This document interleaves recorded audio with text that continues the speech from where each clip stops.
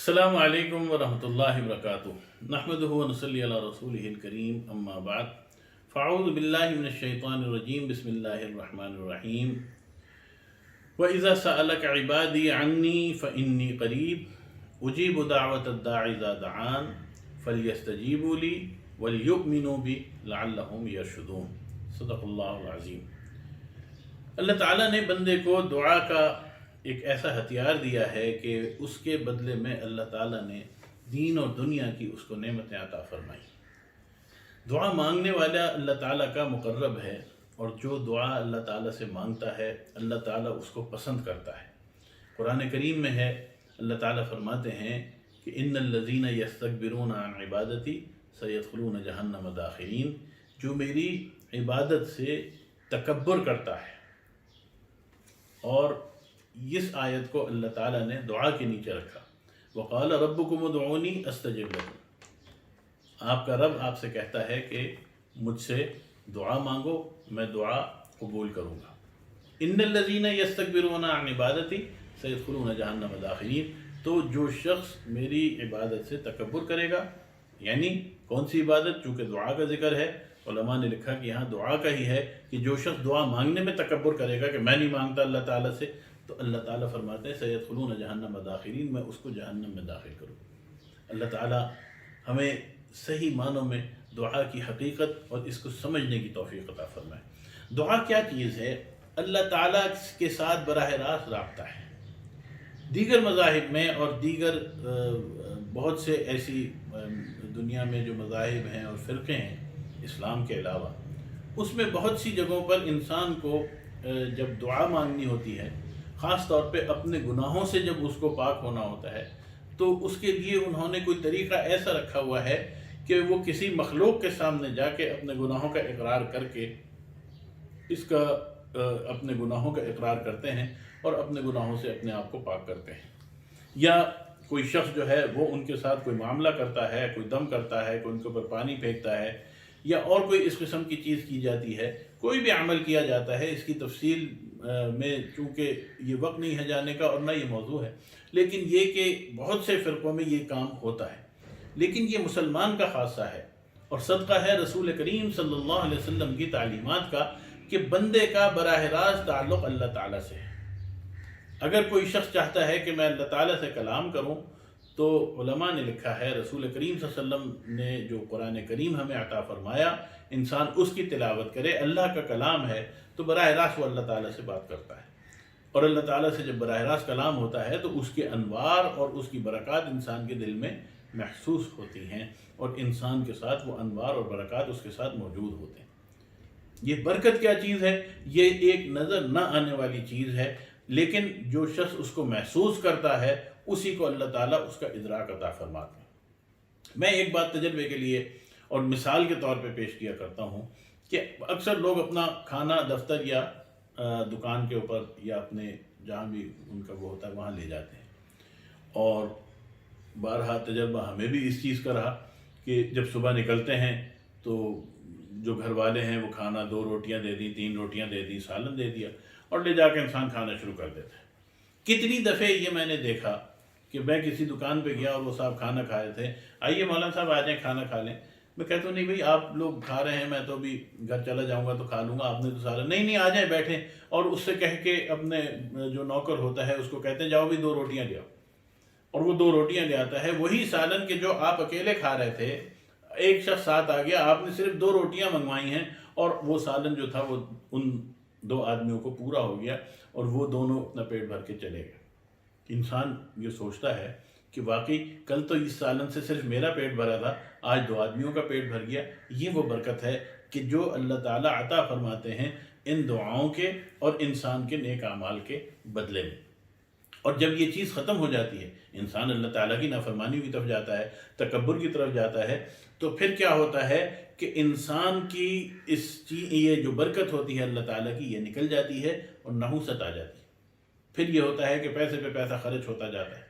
بہت دفعہ یہ ہوتا ہے کہ انسان بعض دفعے کوئی پیسہ بچا لیتا ہے کہ جی میرا تو اتنا فائدہ ہو گیا، لیکن ایک ہی بیماری کوئی خدا نخواستہ ایسی آتی ہے کہ انسان کو سارے کا سارا پیسہ خرچ ہو جاتا ہے۔ تو یہ دعا کی نعمت ایسی ہے کہ اس کو ہر ہمہ وقت انسان کو اپنے ساتھ رکھنا چاہیے۔ دوسری بات یہ کہ رسول کریم صلی اللہ علیہ وسلم نے بہت سے موقعوں پہ دعائیں تعلیم فرمائی، اور بڑی بات دعائیں عجیب و غریب دعائیں ہیں۔ حضرت ایک صحابی ہیں، ان کا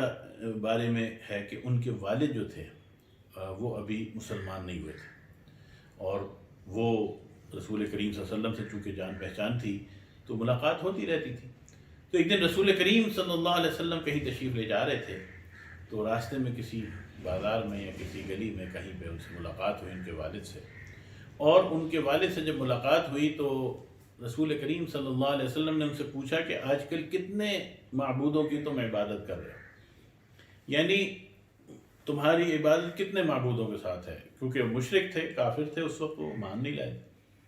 تو کہنے لگے کہ 7 خداؤں کی میں عبادت کر رہا ہوں،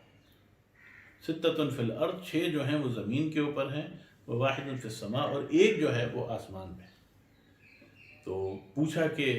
جب تمہیں کوئی بڑی مصیبت آتی ہے، پریشانی آتی ہے، تو تم کون سے والے سے مانگتے ہو، ان 7 میں سے کس سے مانگتے ہو؟ تو کہا کہ پھر زمین والوں کو چھوڑ کے پھر آسمان والا جو ہمارا معبود ہے ہم اس سے مانگتے ہیں۔ رسول کریم صلی اللہ علیہ وسلم نے فرمایا کہ جب تم ان تمام معبودوں کی عبادت چھوڑ کے صرف ایک معبود کی عبادت کرو تو پھر میرے پاس آنا، میں تمہیں ایک تحفہ دوں گا۔ تو بشارت تو مل گئی کہ صحابی کے جو والد ہیں وہ ایمان لائیں گے، کیونکہ رسول کریم صلی اللہ علیہ وسلم نے بات فرما دی، اور کچھ عرصے میں واقعی وہ ایمان لے آئے۔ جب ایمان لائے تو کچھ دن کے بعد انہیں خیال آیا کہ رسول کریم صلی اللہ علیہ وسلم نے تحفہ دینے کا وعدہ کیا تھا، تو رسول کریم صلی اللہ علیہ وسلم کی خدمت میں حاضر ہوئے اور فرمایا کہ یا رسول اللہ صلی اللہ علیہ وسلم، آپ نے مجھے تحفہ دینے کا وعدہ کیا تھا، تو وہ تحفہ کیا ہے، آپ مجھے عطا فرمائیے۔ تو دیکھیے رسول کریم صلی اللہ علیہ وسلم کی شان بے نہایت اور کامل اور مکمل شان۔ یقینی بات ہے کہ تحفہ بھی پھر وہ اپنے معیار کا دیں گے۔ اگر سونا دیتے، اگر چاندی دیتے، کوئی کھجوروں کا باغ دے دیتے، کوئی زمین کا کوئی پلاٹ دے دیتے، کہیں کی کوئی بادشاہت دیتے، تو وہ رسول کریم صلی اللہ علیہ وسلم کی شان تو نہیں تھی نا۔ رسول کریم صلی اللہ علیہ وسلم نے فرمایا کہ جب بھی تم کوئی کام کرنے لگو، جب بھی تم کوئی کام کرنے لگو تو اللہ تعالیٰ سے مشورہ کیا کرو، اللہ تعالیٰ سے پوچھا کرو کہ میں یہ کام کروں یا نہ کروں۔ ہمارے اور آپ کی زبان میں عام طور پہ اس کو استخارہ کہا جاتا ہے، اور اس کی تفصیل بھی انشاءاللہ اللہ تعالیٰ نے مہلت دی تو عرض کروں گا۔ فی الحال یہ بات عرض کر دوں کہ فرمایا رسول کریم صلی اللہ علیہ وسلم نے کہ اللہ تعالیٰ سے مشورہ کرو، اور جب تم کوئی کام کرنے لگو تو یہ دعا پڑھا کرو کہ اللہم الہمنی رشدی واعذنی من شر نفسی، اے اللہ میری رشد اور ہدایت مجھے الہام کر دیجئے، یعنی میرے دل میں میری ہدایت ڈال دیجئے، رشد ڈال دیجئے، یعنی اس کام سے متعلق جو بہتری ہے وہ میرے دل میں ڈال دیجئے، وَأَعِذْنِي مِن شَرِّ نَفْسِي، اور مجھے میرے نفس کے شر سے بچا لیجئے، یہ نہ ہو کہ نفس مجھے کسی غلط طرف لے جائے تو میں اس سے پناہ مانگوں۔ یہ تحفہ انہوں نے دیا رسول کریم صلی اللہ علیہ وسلم نے، اور یہ تحفہ آج تک امت کے لیے بھی جاری و ساری ہے۔ کوئی بھی کام کرنا ہو، ہمارا مختصر ترین استخارہ یہی ہے کہ ہم فوری طور پہ 1 منٹ لگائیں اور اللہ تعالیٰ سے دعا کریں، اللہم الہمنی رشدی واعذنی عن شر نفسی، اے اللہ میں تجھ سے تیری رشد اور ہدایت تجھ سے مانگتا ہوں کہ مجھے الہام کر دے، اور دوسری بات یہ کہ میں اپنے نفس کے شر سے پناہ مانگتا ہوں۔ تو یہ انسان کہہ کے جب آگے چلے، علماء نے اس دعا کو استخارہ لکھا اور کہا کہ جب بھی کبھی انسان یہ کام کرے اور یہ دعا پڑھ کے کوئی کام کرے، اللہ تعالیٰ اس کو شرمندہ نہیں ہونے دے گا، اللہ تعالیٰ اس کا نقصان نہیں ہونے دے گا۔ نقصان بھی اس میں بھی یہ چیز ذہن میں رہے کہ ہر کام کو ہماری مرضی کے مطابق ہونا یہ نہیں ہے۔ بات یہ ہے کہ جب آپ نے اللہ تعالیٰ سے بہتری مانگی، پھر وہ کام جس طریقے پر بھی ہوگا ہمارے لیے اسی طریقے پر وہ بہتر تھا۔ یہی ہمارا ایمان ہے اور یہی ہمارا وہ ہے۔ حضرت مولانا اشرف علی صاحب تھانوی رحمۃ اللہ علیہ نے یہ بات ایک جگہ لکھی ہے کہ انہوں نے بڑے بڑے فیصلے کیے۔ آپ کو معلوم ہے کہ اپنے دور میں جب ان کا دور تھا تو ان کے فیصلے بعد جو تھے بالکل ایک مختلف فیصلہ ہوتا تھا ان کا، جو کہ ایک نیا فیصلہ کہلاتا تھا۔ جیسے پاکستان کی اس وقت حمایت، اکثر علماء جو تھے پاکستان کے خلاف چل رہے تھے، لیکن مولانا اشرف علی صاحب تھانوی رحمۃ اللہ علیہ نے اس وقت پاکستان کی حمایت کی اور ایک اس سے ایک ہلچل ہوئی پیدا اور ایک وہ ہوا. تو اس میں فرمایا مولانا اشرف علی صاحب تھانوی رحمۃ اللہ علیہ نے کہ میں نے کبھی بھی کوئی فیصلہ کرنے سے پہلے